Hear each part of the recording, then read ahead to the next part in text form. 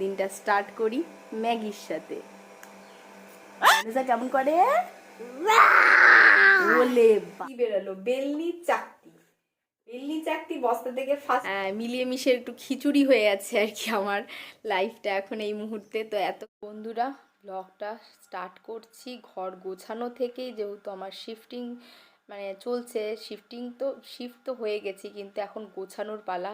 গোটা বাড়ি ঘর মানে ওলট পালট সব কিছুতেই, যেদিকেই তাকাচ্ছি সেদিকেই সব কিছু গোছাতে হবে, প্যাকেট প্যাকেট প্যাকেট করা।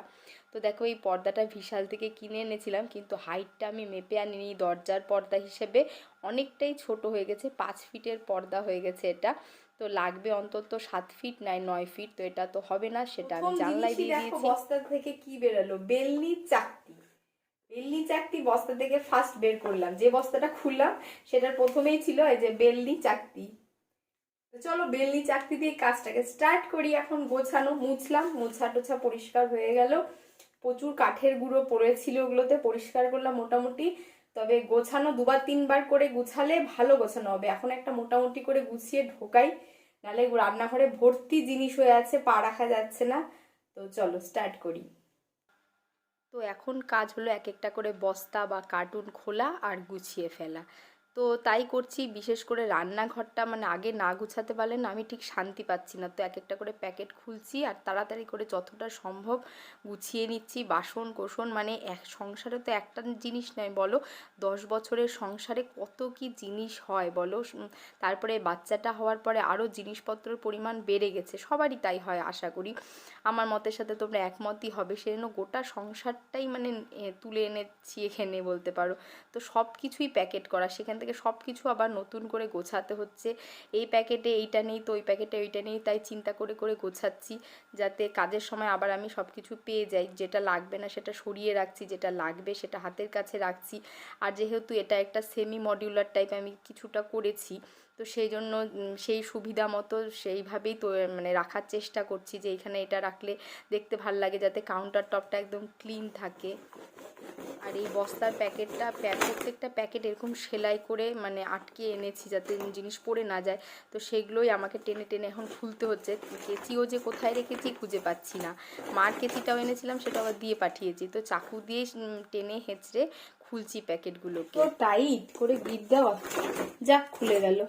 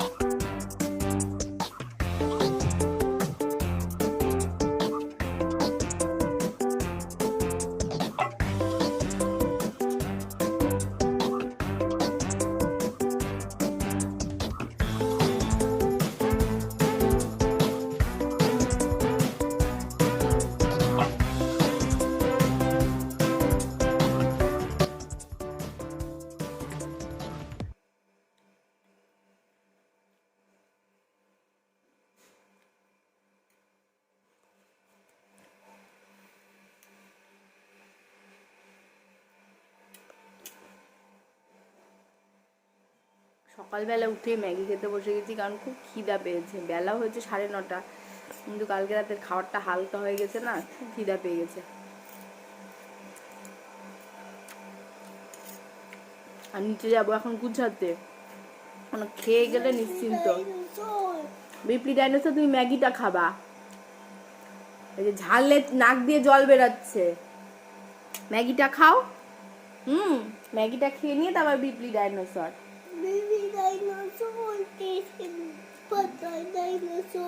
হে রাম। তো নিচে অনেক কাজ আছে, গুছাতে হবে। কালকে অল্প করে গুছিয়েছি, পারছি না, শরীর ক্লান্ত হয়ে যাচ্ছে আমার। তো অল্প অল্প করে গুছাচ্ছি। রান্নাঘরটা সেট হয়ে গেলে সবচেয়ে নিশ্চিন্ত। তো জিনিসপত্র রান্নাঘরে না চারিদিক একদম বুঝতে পারছি না।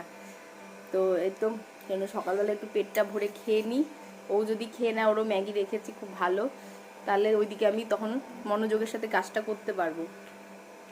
তাহলে খাওয়ানো দাওয়ানো করতে করতে না বেলা হয়ে যায়, আর কাজ করতে পারি না তখন।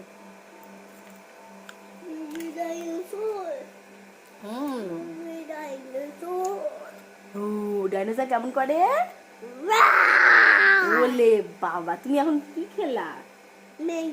না, ম্যাগি তো খাবা, তুমি বাকি করে কি খেলা? চিপস? চিপসটা ঝাল? তাহলে ঝাল চিপসটাই খেলা? পেটে ব্যথা করবে না? ঘুম থেকে উঠে চিপস খেলো। একটা বাদাম শুধু আগে খাইয়েছিলাম।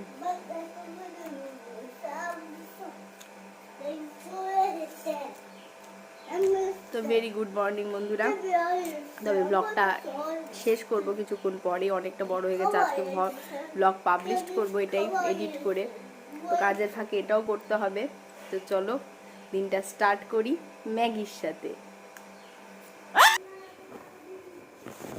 Morning, I'm in my house.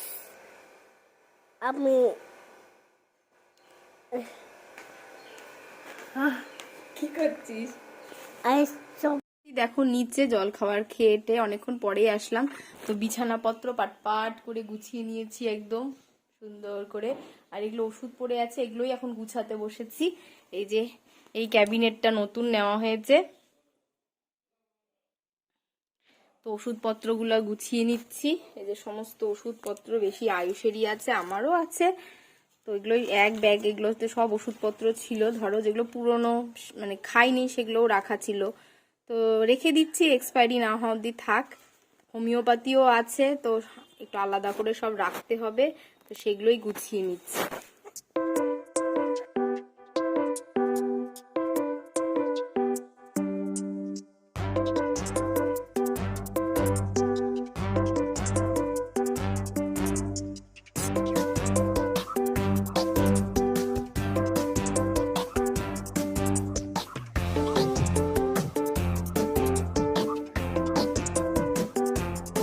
অনেকক্ষণ পরে ক্যামেরা অন করলাম। আর এই যে ললিতা দিয়ে এগুলো মেজে গেছে, মানে চামচ যেগুলো ছিল আমি এখানে ঢোকাতে পারছিলাম না, একটু এখানে ঢোকাবো যে। আর এখানে দেখো আমি পেতেছি, এই যে এগুলো পেতে দিয়েছি, তাহলে চামচগুলো ধুলো টুলো নোংরা টোংরা ঢুকবে না, বা জং হয়ে যাবে না, জল টল যদি থাকে। অ্যান্টি স্লিপার ম্যাট ওগুলো আর কি। তো এর আগে কিনেছিলাম আমি ওই আমার যে র্যাকটা আছে ওখানে পাতার জন্য, তো ওখানে দুটো কেটে নিয়েছিলাম, বাদ বাকি সৌটা ছিল, তো ওটাকে এখানে ইউজ করে ফেললাম। তো এখন এখান থেকে যত চামচ ফামচ আছে সেগুলো সব ওখানে রাখবো। গোছানো শেষ হচ্ছে না, হ্যাঁ মানে আর সকাল থেকে ওষুধের ওটা গোছালাম দেখলে। আর এগুলোও দেখো, এগুলোকেও রাখতে হবে। আর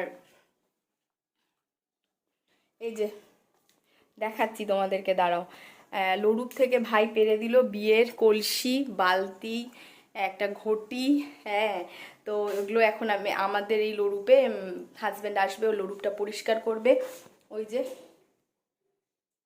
ওখানে একটা লড়ুপ দেখতে পাচ্ছ, ওই যে ওটা পরিষ্কার করা হয়নি, ওটাকে পরিষ্কার করতে হবে। তারপর ওখানে সব যেগুলো লাগবে না একেবারেই সেগুলো ঢোকানো হবে। তা আমরা উপরে লড়ুপে ছিল, তাই বললাম ওগুলো বের করে দিলে ওদের জায়গাটা খালি হবে, আর এখানে থাকলো আমারটা সুবিধা হবে। আর এই বাথরুমেও দেখো লাইট জ্বালাই ভর্তি। বাড়ি চেঞ্জ করা যে কি ডিফিকাল্ট।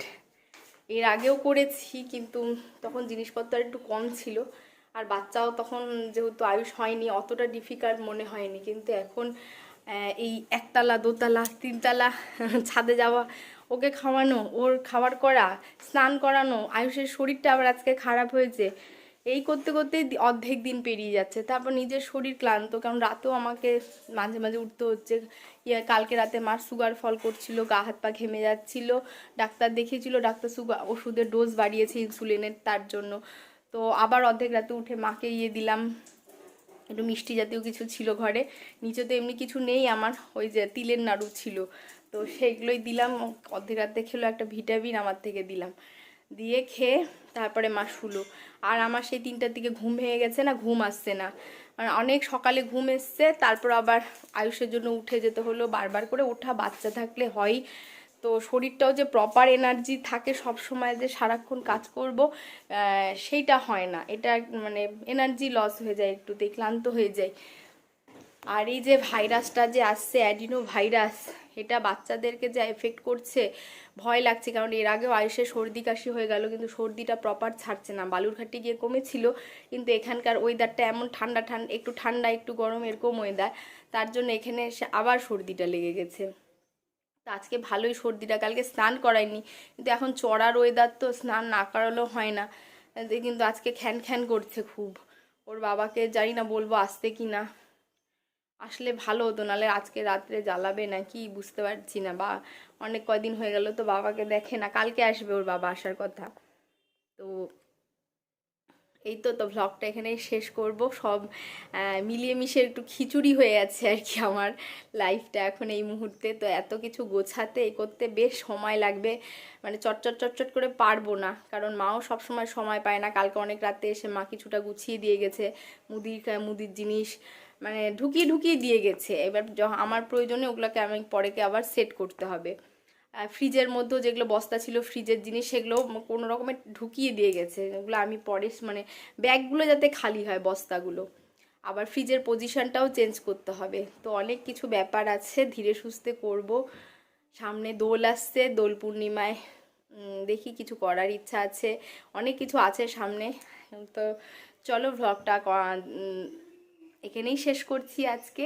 এখন আবার গুছাতে ধরবো, স্নান ধান করবো, অনেক কিছু আছে, আয়ুষকে খাওয়াতে হবে।